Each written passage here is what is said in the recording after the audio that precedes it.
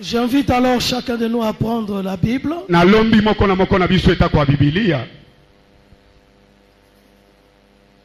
Nous allons lire la parole de Dieu dans Colossiens chapitre 1er, verset 27. Et nous lirons également dans 1 Samuel, chapitre 17, verset 37. Colossiens, chapitre 1er, verset 27. Et 1 Samuel, chapitre 17, verset 37. J'invite alors toute l'assemblée à se tenir debout devant l'autorité de la parole de Dieu.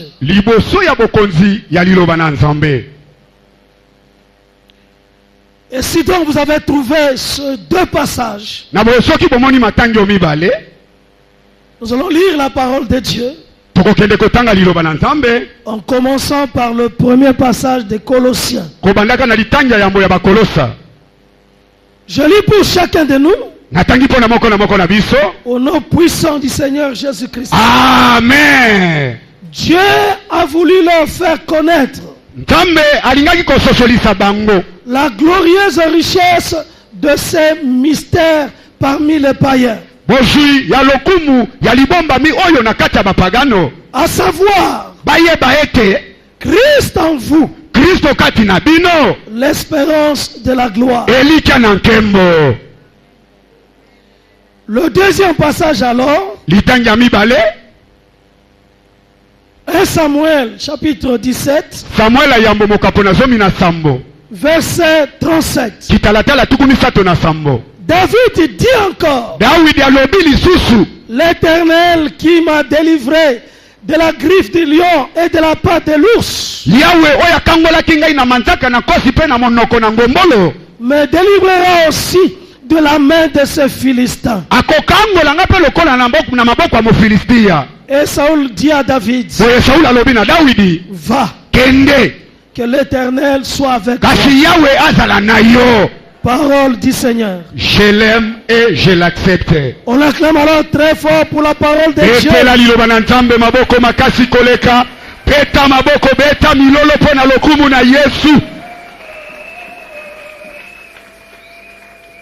Bien-aimés, nous venons de passer 4 jours merveilleux de la montagne sur le thème Christ en nous, l'espérance de la gloire comme David. Et je reste dans la même pensée. Je veux m'attacher à la vision de l'année et à l'expérience de cet homme David pour insister sur 3 choses,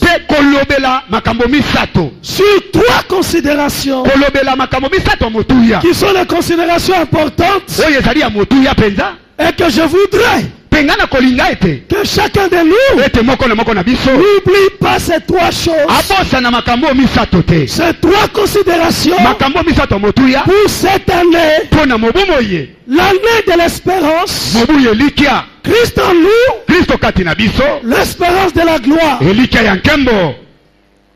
La première chose, être conscient.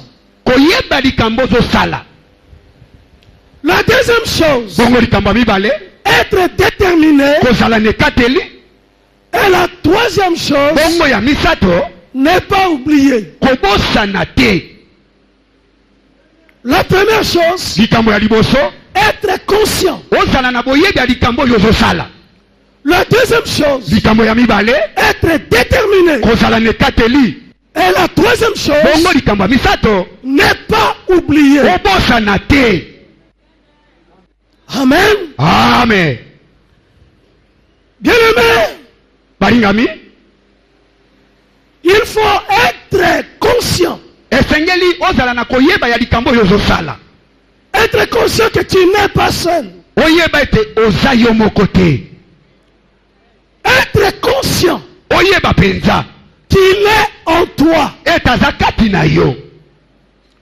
Être conscient à tout moment, oyeba na tango nyonso, à tout instant, na ngonga nyonso, qu'il est là. ete yaza esika Il wana. est dans ta vie. Ete aza na bomoi na yo. Il habite par son esprit en toi. Avandaka na nzela molimo na ye kati na yo. Jésus-Christ Yesu Kristo est là dans ta vie. aza na kati ya bomoi na yo. Toi qui crois en lui, Yo muto ndimela ye. toi qui as rejeté le monde, Yo muto bwakisa mokili. toi qui as accepté Yo muto ndima d'être sauvé par lui, ete obikisama na nzela na ye. parce que toi-même, Po ete yo moko tu es conscient oyebi yango que tu ne pouvais pas te sauver. ete okoki komibikisa yo moko te. Il t'a sauvé. Ye nde abikisa yo. Tu dois être conscient. Esengeli ozala na boyebi ya likambo Tu ne yango. te laisses pas seul. Molingami kotikala yo moko te. Il ne te laisse pas seul. Akotika yo moko te, oza yo moko Il te. est en toi. Aza kati na yo. Il habite en toi. Avandi kati na yo. Il demeure en toi.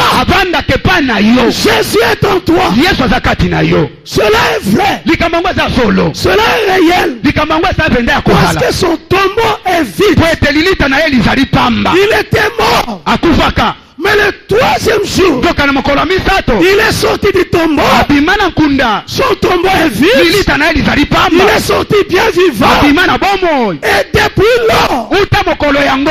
il est vivant. Azali na bomoi. Il est réel. Aza ya solo. Même s'il est invisible, Ata azomonono te. mais il est présent. Kazalaka. Il est réel. Aza solo. Il est en toi. Aza kati na yo. Il habite le ciel. Avandaka na lola. Mais par le mystère, Kasi na nzela lotomo. ce mystère glorieux, Liboma no ya lokumu. il est en toi. Aza kati na yo. Il règne au ciel. Akondaka na lola. Il règne partout. Azokonda bipai nyonso. Mais par un éternel, Yahweh. à ton œil, Yahweh. n'habitait en aucun homme. Azalaki kovanda te na kati ya mutu. Il cherchait la présence de Dieu. Bango bazalaki koluka bozali ya nzambe. Et c'était nécessaire. Bongo ezalaki motuya. Je cherche la présence de Dieu. Koluka bozali ya nzambe. Je cherche la présence de Dieu. Koluka bozali ya Je nzambe. cherche la présence de Dieu. Nazoluka bozali ya nzambe. C'est normal Ezalaka nango. pour l'ancienne alliance, Mpo na bondeko na kala. pour l'Ancien Testament. Mpo na bondeko na Mais kala. aujourd'hui, Soka lelo. on ne cherche pas la présence de Dieu. Balukaka lisusu bozali ya nzambe te. Ce n'est pas nécessaire. Eza nango na litomba Il te. est là. Ye azali. Il est présent. Azali. Ce que tu dois chercher aujourd'hui, Oyo koluka lelo. la communion. Bomoko. Mais pas sa présence. Na bozali na ye te. Ou tu crois en Jésus, To ondimeli Yesu. il est en toi. Aza kati na yo. Ou tu ne crois pas en lui, To ondimeli Yesu te. il n'est pas en toi. Aza pe kati na yo te. On ne cherche pas la présence. Balukaka bozali te. On ne cherche pas qu'il soit là. Okoluka te ye azala. Qu'il soit en toi. Ete azala kati na yo. Mais c'est que toi tu dois chercher. Oyo osengeli olukaluka. Parce qu'il est déjà en toi. Po ete ye ete azala kati na yo. Tu dois chercher la communion. Esengeli oluka bomoko. La communion avec lui. Bomoko na ye. Afin que vous constituez Po ete botonga. une unité de pensée. Bomoko ya makanisi. Une unité d'action. Bomoko ya mosala. Une unité de victoire. Bomoko ya elonga. Parce que sa présence Po ete bozali na ye. dans l'homme Na kati ya moto. qui est conscient, Oyo ayebi penza. c'est une présence active. Ezali bozali oyo ya kasakasa ya mosala. Ce n'est pas une présence dormante, Eza bozali oyo ya kolala te. mais une présence active. Bozali oyo ekokotisa motu na Il est mosala. là dans ta vie Aza na bomoi na yo. pour agir. Mpo na kosala. Il est là dans ta vie Aza na bomoi na yo. pour travailler. Mpo na kosala. Il est là dans ta vie Aza na bomoi na yo. pour te protéger. Mpo na kobatela Il est yo. là dans ta vie Aza na bomoi na yo. pour frapper tes ennemis. Mpo na kobeta Il est banguna là na dans ta yo. vie Aza na bomoi na yo. pour aplanir le chemin. Mpo na kokita Il est nzela. là dans ta vie Aza na bomoi na yo. pour agir. Mpo na kosala.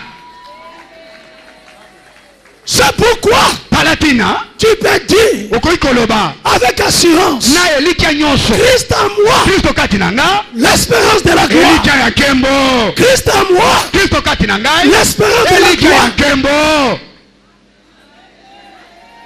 Si tu crois, tu dis 3 fois Amen. Amen. Amen. Amen. Tu dis 3 fois Jésus-Christ est vivant. Jésus-Christ est vivant. Jésus-Christ est vivant. Jésus-Christ est vivant. Tu dis 3 fois Jésus-Christ est vivant dans ma vie. Jésus-Christ est vivant dans ma vie. Jésus-Christ est vivant dans ma vie. Jésus-Christ est vivant dans ma vie. Oui, bien-aimé. Ne remplace pas Dieu. Ce que le Saint-Esprit a fait, toi tu ne peux pas le faire. Par le Saint-Esprit, Jésus est en toi. C'est fait. C'est établi. Ne fais pas ce qui est déjà accompli. Ne prie pas pour ce que Dieu a déjà accompli. Toi tu dois être conscient. Toi tu dois croire à ce qu'il a dit. Même si c'est un mystère. Même si c'est inexplicable. Dieu a fait. Pour tous ceux qui croient en Jésus. Que Jésus, par son esprit, il habite en lui.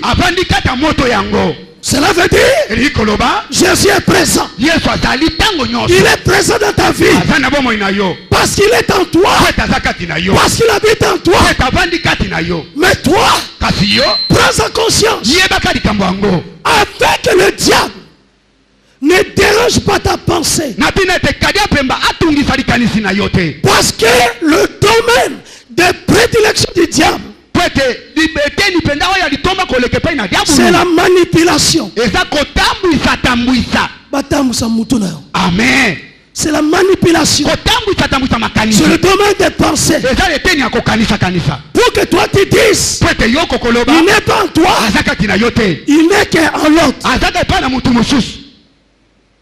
Là, tu te diminues et tu renoues la parole de Dieu dans ta vie. Ne te laisse pas manipuler. Ne te trompe pas. Il est là. Il est en toi. Il dit voici. Je suis avec vous tous les jours. Jusqu'à la fin des temps. Voici. J'étais mort. Mais aujourd'hui, je suis vivant. Je suis là. Je suis réel. Il dit, il prendra de ce qui est en moi. Et il viendra. Il viendra à vous. Et il habitera en vous. Celui qui n'a pas l'esprit de Dieu n'a pas Dieu. Celui qui a l'esprit de Dieu, Jésus habite en lui. Christ en nous, l'espérance de la gloire. Christ en nous, l'espérance de la gloire. Christ en nous, l'espérance de la gloire. Ce n'est pas une recherche à chercher que Christ soit en nous. Mais la Bible dit Christ est en nous. C'est pourquoi nous avons la certitude de la gloire. Est-ce que tu m'entends? Être conscient que partout tu seras, même s'il y a des combats, même s'il y a des événements difficiles, cela ne signifie pas qu'il y a des difficultés, des souffrances, qu'il n'est pas là. Ou, non, qu'il n'est pas là en toi. Ou tu as crié en lui, il est en toi. Ou tu n'es pas crié en lui, il n'est pas en toi. Et on ne cherche pas sa présence autrement que de s'agenouiller devant sa croix. Que de s'agenouiller devant sa croix. De reconnaître son erreur. De revenir à lui. D'abandonner le diable. De se repentir. De se convertir à lui. Dès cet instant, si tu as accompli la parole, Christ est en toi. Dis 3 fois, je le crois. Je le crois. Je le crois. Je le crois. Dis 3 fois, au nom de Jésus. Au nom de Jésus. Au nom de Jésus. Au nom de Jésus. Il faut être conscient. Tous les jours. Il faut grandir. Cette année, c'est l'année de la maturité. L'année de la maturité. Parce que Christ en toi, l'espérance de la gloire, finit les bébés spirituels. Il faut grandir et comprendre quelle est ton identité. Qui tu es. Toi tu es celui que Dieu dit que tu es. Toi tu as celui que Dieu dit que tu as. Et toi tu peux faire ce que Dieu dit que tu peux faire.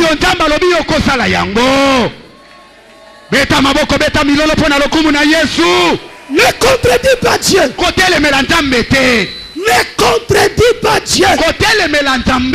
Crois la parole. Crois la révélation. Crois la vision. Crois l'inspiration. C'est à ton avantage. Ne se laisse pas dribbler. Ne te laisse pas tromper. Ne suis pas les hommes. Suis Jésus.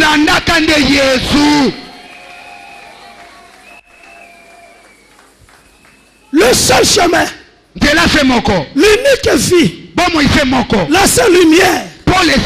C'est pas sa lumière que nous voyons la lumière. Lui il est lumière. Quand il vient dans une vie, la lumière entre dans cette vie. Et parce que la lumière est dans la vie de cette personne, automatiquement la lumière va s'éclater. La lumière ici, mais c'est la gloire. C'est la gloire. En tout cas, on a été libanda na ye. On mona biloko malonga. Biloko minene. Amen. Sans lui, c'est pas possible. Il dit, je suis venu pour éclairer tout homme. Pour éclairer quiconque. Quiconque veut. Quiconque croit. Il peut être éclairé. Quiconque veut. La lumière de Dieu. La gloire de Dieu peut se manifester dans sa vie. Il faut être conscient. Comme David. David à son temps, dans sa dispensation, où Dieu n'était pas en eux, mais Dieu était avec eux et les accompagnait. David était conscient que Dieu l'accompagnait. Dans ce qu'il faisait, Dieu était là. Mais toi et moi, davantage, plus que David, Dieu est en nous. Christ en nous. L'espérance de la gloire. Il est en toi. Yamanuele. Oleki bango. Moko asala yango liboso te. Amen. Kakaye. Il n'y a que lui. Kakaye. Qui peut faire ça. Qu'il vienne habiter en chacun de nous. Il est en moi. Il est en toi. Il est dans mon frère. Il est dans ma soeur. Il est en chacun. Il est en nous tous. Il est là. Il n'y a que lui qui peut faire ça. Yamanuel. Aleki bango. Il dépasse les faux dieux. Il dépasse les idoles. Il dépasse toutes ces choses. Il est au-dessus de tout. Jésus. Il est en toi. C'est pourquoi, conscient de cela, Tu ne dois pas baisser la tête. En tout cas, tu dois être sûr. L'espérance et la certitude dans les promesses de Dieu. Parce que la plus grande promesse c'est accompli. Il habite en toi. C'est la plus grande promesse. Il est en toi. Celui qui est en toi, c'est le pourvoyeur. Celui qui est en toi, la source abondante. Celui qui est en toi, le créateur du ciel et de la terre. Celui qui appelle les choses qui ne sont point comme si elles étaient. Il a tout créé. Et même si en toi il y a des choses qui n'existent pas, parce qu'il est en toi, il peut les créer.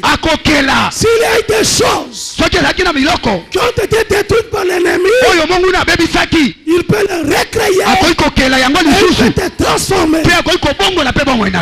Jésus, on ne cherche pas qu'il soit là en toi, qu'il soit présent. Tout ce qu'on peut chercher, la communion,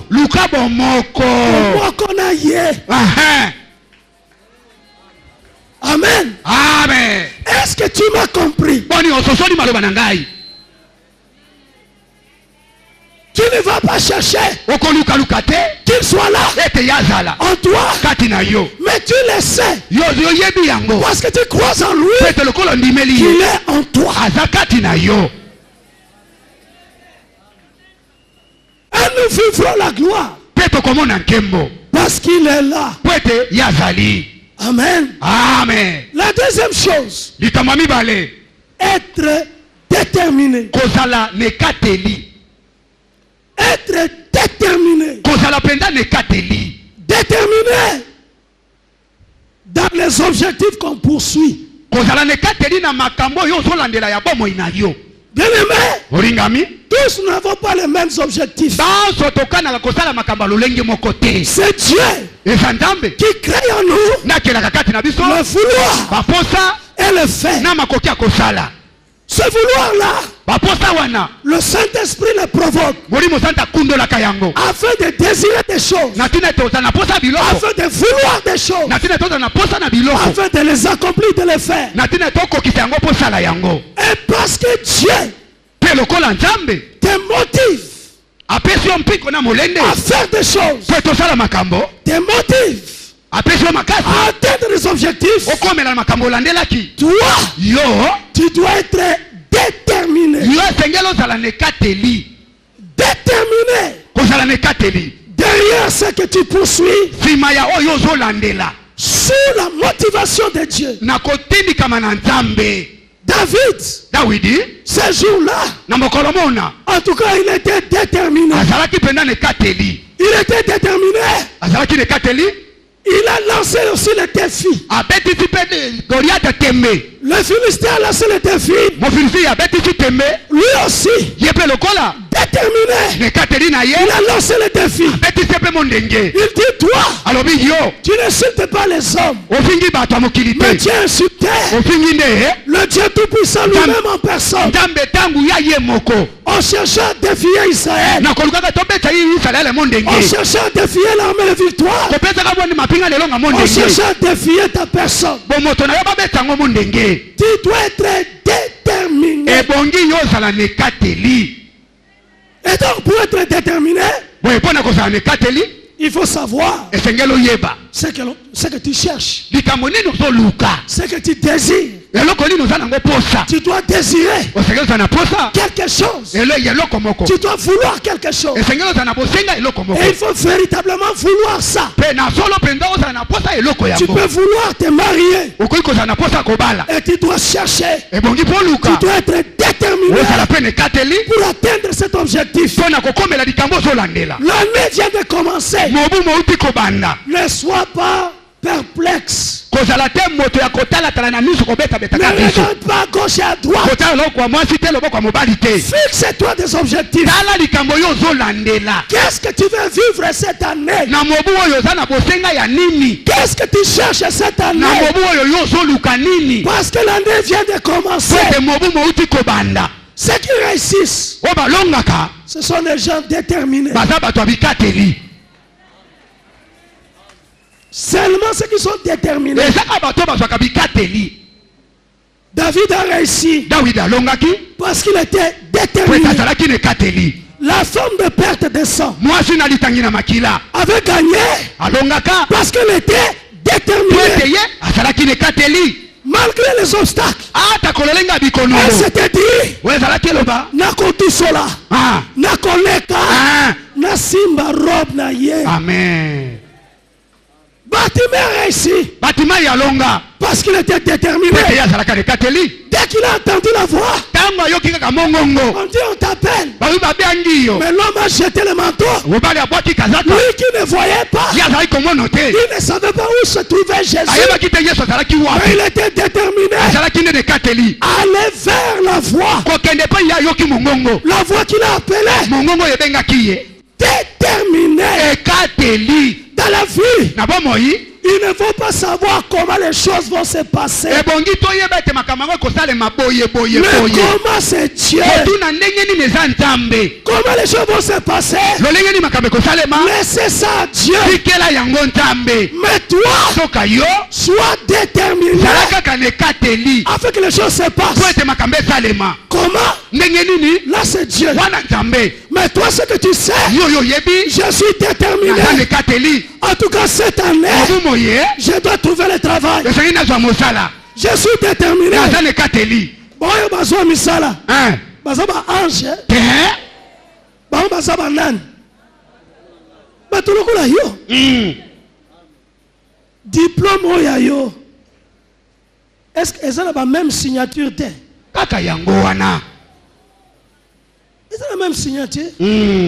C'est un diplôme enseignement supérieur et qu'on a été et na souka signature à ministre. Amen. Donc même signature. Yaka yango moko moko loto moko. Sois déterminé. Zala ne kateli. Il n'y a jamais de situation trop tard. Makambo yeleki tango ezala kate. Devant Dieu, il n'y a pas de situation trop tard. Quel que soit ton âge, quel que soit le temps passé, demeurez déterminé.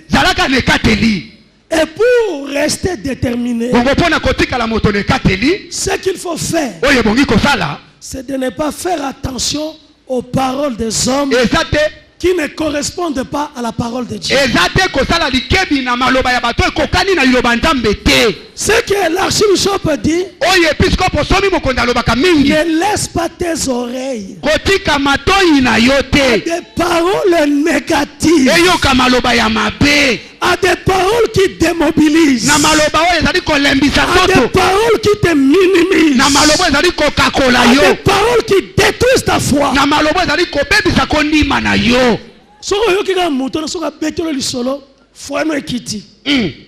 Deuxième jour, une autre fois, quand on a lobby, foi no ekiti, aza camarade noté. Amen. Amen. Va loin. Il va te détruire. Parce que toi, tu as besoin de la foi. Mais quelqu'un qui te dit toujours des choses, soyez beaucoup tani na ye. Bosololi journée baby. Journée koza malamu, so bosolola ki na été. Mais soyez beaucoup tani na mutuwana. A bombarder yo kama loba na ye. Pa pa esili. Journée baby. Mutu andenge wana ane oyo ko perdre tana yo te. Kimaye. Amen. Osengelo kimaye. Ne t'approche pas des gens pareils. Kokangama bato lolenga boyete. Maloba ko boma yo. Maloba mabe ko boma moto. Oui. maloba zuta na parole ya Nzambe. Yoka. Ba promesse ya Nzambe. Ezo pesa bombo. Amen. Ezo pesa makasi. Amen. Ezo pesa longa. Amen. Je te dis, Nalobi na yo, pour rester déterminé, on choisit ce qu'on attend. Ne sois pas aussi l'ami de tout le monde. Non. Ponaka. Mutu ba ponaka te zandeko bobotami.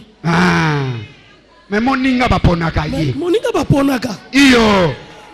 Oza moninga na ngana moni simbite. Tokabwani. Tokabwani moto na nzela na ye.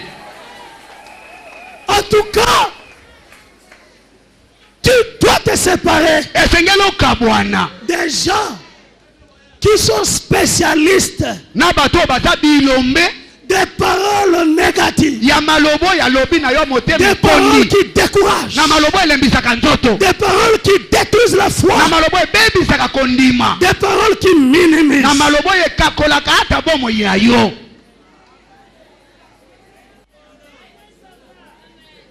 En tout cas, batu mususu baza ba danger. Baza makama. Vraiment. Soko tikeli journée na yo. Aïe. Semaine na yo kutu pe mois na yo baby. Sois déterminé. Zala ne kateli. Pour rester déterminé. C'est aussi. Ils appellent le cola. D'identifier tes adversaires. Alors, on les identifie. Je ne dis pas de livrer des batailles, des combats. Aussi bien la ceinture au tombolier. Non, c'est pas ça. On lève quelques options. Comme hier, as adversaire nangai. Donc akolinga bolamu nangai. Maloba na ye nyoso. Koskotiola manaye nyoso. Koseka na ye nyoso na kokipe angote. C'est la vérité. Et sili. Parce que kozala kaka wana. On lève option. Comme David. Le col à David. Mais son ennemi c'était Goliath. Mais quel mépris. Toi na Goliath azalaki na yango. Atalaka David. Mutu mukuse. Mutu mwana muke. Mutu sans expérience. Mutu azala ba arme te. Azoya kaka boy. Vraiment. Mais il a minimisé. Donc akakola ki? Il a minimisé David. Akakola ka David. Dans la vie ici, vraiment, vraiment. Baseka. Alingi koseka baninga. Vraiment. Kotiola. So on remarque déjà mutunde ngwana. Oyebisi mutema na ngai. Motioli yeyo. Amen. Moseki yeyo. Motema na ngai. Koyoka yete. Amen. Nyoso ya koloba. Koyoka yete. Mangungu ya pamba. Eza mangungu ya pamba. Amen. Tika ya seka. Tika ya chola. Amen. Tika ya mikumisa. Amen. C'est pas grave. Eza nango so moté. Motema na ngai. Reste déterminé. Tika la kanekateli. Cette année, reste déterminé. Parce que Jésus est en toi. C'est l'espérance de la gloire. Ne considère pas autre chose. Considère la parole de Dieu. Et reste déterminé. Considère les promesses de Dieu. Et reste déterminé. Bien-aimé, c'est la détermination. En suivant la parole de Dieu, en s'accrochant aux promesses de Dieu, qui fait la différence. Tant même miracle au Salema. D'ailleurs, tant miracle peut Salema, Amen. En dehors des cas exceptionnels.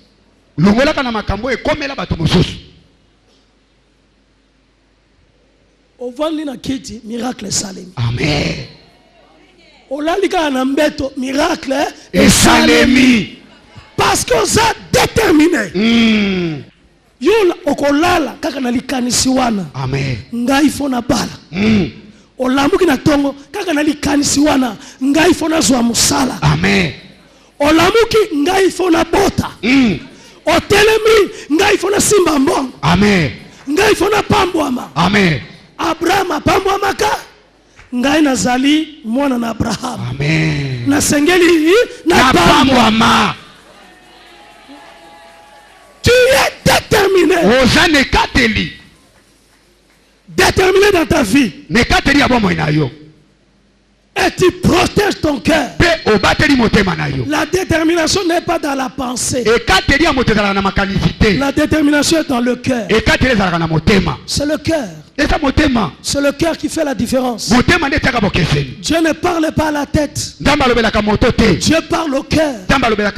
Au cœur de l'homme. Quand le cœur de l'homme est convaincu, quand le cœur de l'homme est déterminé, les choses se passent.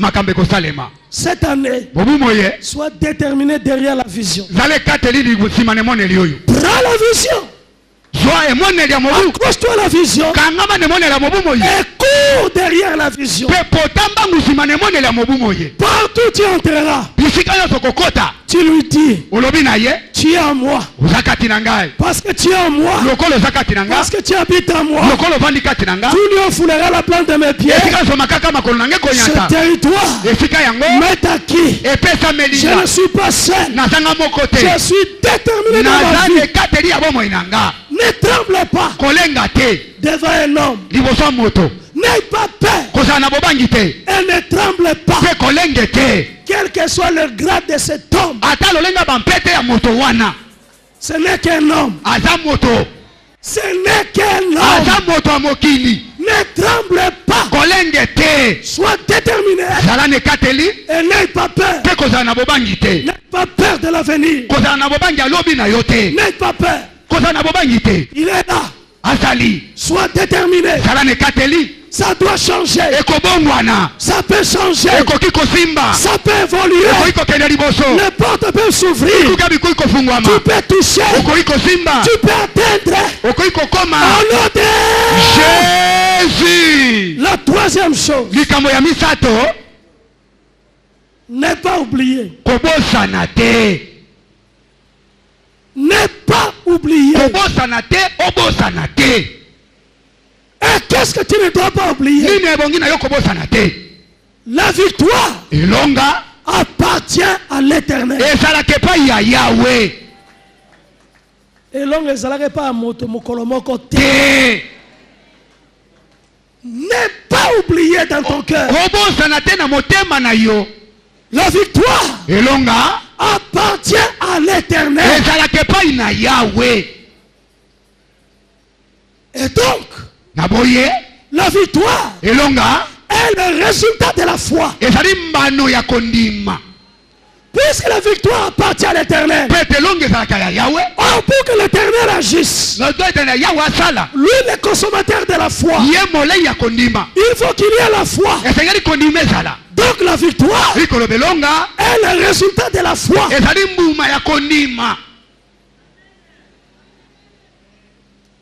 Je lis le verset 37 qui fait la démonstration.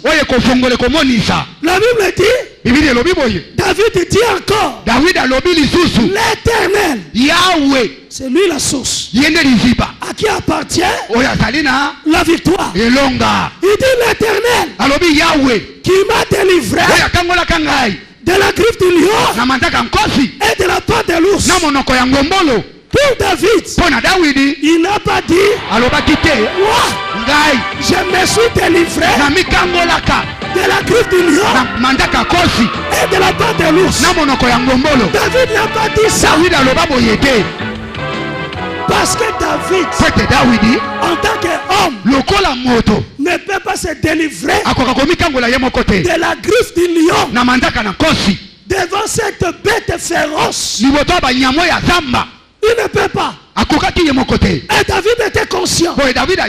L'éternel. Yahweh. L'éternel. Yahweh. Qui m'a délivré de la griffe du lion. Et de la patte de l'ours. Lui me délivrera aussi de la main de ce Philistin. Est-ce que David, pour lui, la victoire venait de lui? Non. Est-ce que David, croyait en lui-même? Non. David, il dit, l'éternel Yahweh qui m'a délivré de la griffe de lion, de la patte de l'ours, l'éternel, il me délivrera aussi de ce Philistin.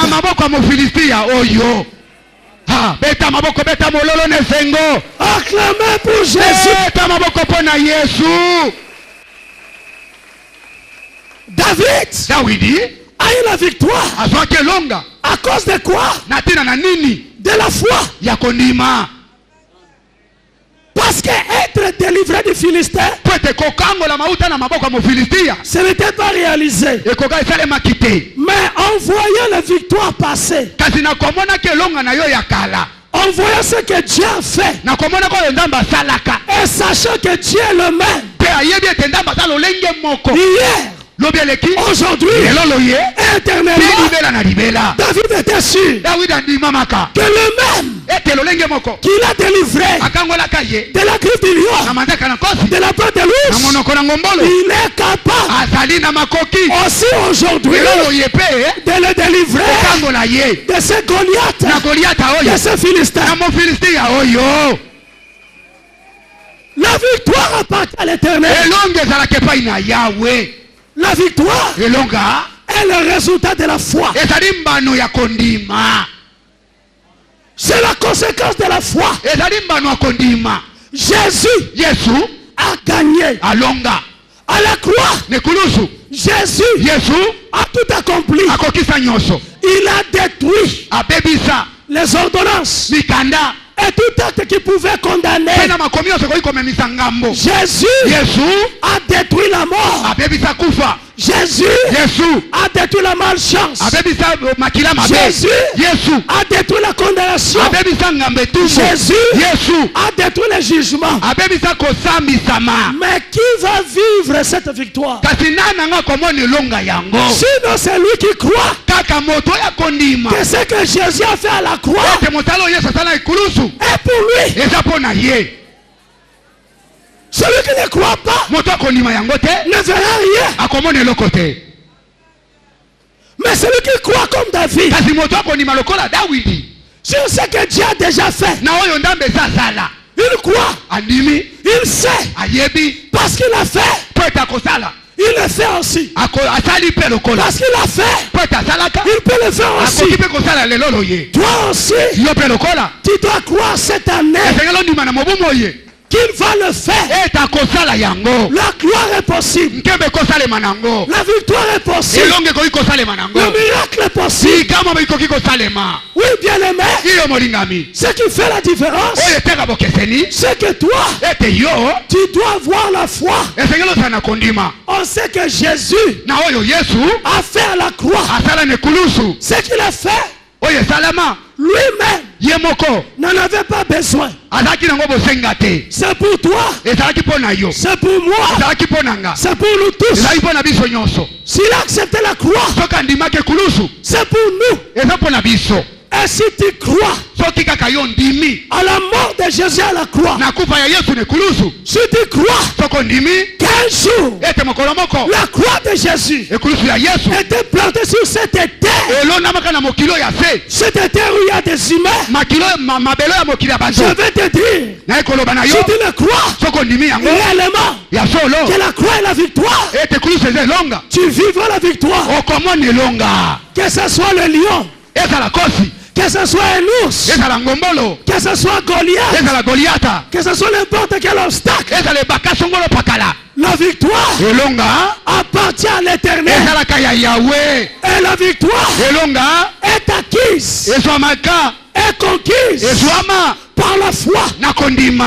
Toi, yo fortifie-toi. yikampiko. Fortifie ta foi. Yikampiko na kondima na yo. Élève-toi. Telema. Sur la parole de Dieu. Na liloba na Nzambe. Relève-toi. Telema lisusu. Redresse-toi. Zemboma lisusu. Sur la base de la parole de Dieu. Na liloba na Nzambe. Sois fort. Zala makasi. Parce qu'il lui dit Fete ya lobi. que les faibles disent Bato na bolembu baloba. qu'ils sont forts. Ete toza makasi. Que les pauvres disent Babola baloba. qu'ils sont riches. Toza bazui. Oui, bien-aimé. Siyo molingami. Que les simples Boya bato bolembu. puissent dire Baloba. qu'ils sont glorieux et majestueux. Ete bazo lokumu. Les choses peuvent changer. Makambe koyi kobongwana. Et au travers des petites choses. Nantela kaka ya makamba mike mike. David, Dawidi. c'était une lance-pierre. Azalaki moto akobetaka te tolotolo. Pour toi, Pona yo. je ne sais pas si tu gagneras par le sourire. Nayebi te zo kolonga na koseka. Parce que la joie de l'Éternel, Po ete sengo na Yawe. c'est ta force. Eza makasi na yo. Ne sois pas triste. Kozala moto amawa te. Je ne sais pas si cette année, Nayebi te soki mobu moye. à cause de la joie de ton cœur, Na tina na sengo motema na yo. tu vivras Okomona la force de Dieu. makasi ya Nzambe. D'ailleurs, si tu es triste, Soki oza moto amawa. tu perds ton temps. Ozolekisa ntango no ya pamba. Si tu es inquiet, Soki moto apasa mitungisa motema. tu perds ton temps. Ozolekisa ntango no ya Si tu pamba. t'es rempli de soucis, Soko otoni na pasa tu motema. perds ton temps. Ozolekisa ntango no ya pamba. Au contraire, Zokande. tu dois te laisser habiter Osengeli ometi kobandisama. par la richesse de la parole de Dieu. Na bozwi ya liloba na Nzambe. Tu dois te laisser habiter Osengeli otika esika ya kovanda. par des psaumes, Na banzembo. par des hymnes, Na baloyembo. par des cantiques, Na baloyembo. par des versets de la Bible. Na matangi ya Biblia. Ce que l'archibishop appelait Oyo episkopa bandaki kobenga. des comprimés. Bamono. Vous savez, le premier jour, Boyebi mokolo ya yambo. l'archibishop arrive, oui, Episkopa yiyo. j'ai apporté des comprimés. Namemi bamono. J'ai des comprimés. Naza na bamono. Oh. Makambo elingi ebaluka. Hein. Est-ce que l'archibishop abandi opengwa obe comment? Vraiment. Non. Amemela biso ba comprimé. Hein. Soto zela liloba. L'église. Hein. Akamela biso ba comprimé. Mais to sana ngo nini? Nafungola miso makasi. Na bi awa. Ekomi likambo mosusu. On a vérifié. Hein. Mais ba comprimé. Yoka. Ezali nde ba verset à Bible. Amen. Acclamez pour Jésus. Beta maboko mpo na Yesu. C'est comprimé. Bamono yango. C'était la parole de Dieu. Ezalaki liloba na Nzambe. Des versets bibliques. Matangi ya Biblia. Tout est possible à celui qui croit. Nyonso ekosalema na moto ya ndimi. Comprimé. Mono. Rien n'est impossible à Dieu. Eloko te eza pasi epai na Nzambe. Comprimé. Petra yango wana. Si le Fils vous a franchi, si le Fils vous a franchi, Soki mwana sikoli yo. vous êtes réellement libre. Okomi na lipanda na yo. Comprimé. Yorafe mikolo yango Celui wana. qui croit en Jésus, Oyo andimeli il Yesu. est une nouvelle créature. Yakomi ekelamu ya Et les sika. choses anciennes Makambo ya kala. sont passées. Eleki. Voici, Matala. toutes les choses Makambo nyonso. sont devenues Ekoli nouvelles ya sika. par Dieu. Comprimé. Dolarene yango wana. Wondo Beta shoko maboko bagay. beta molole.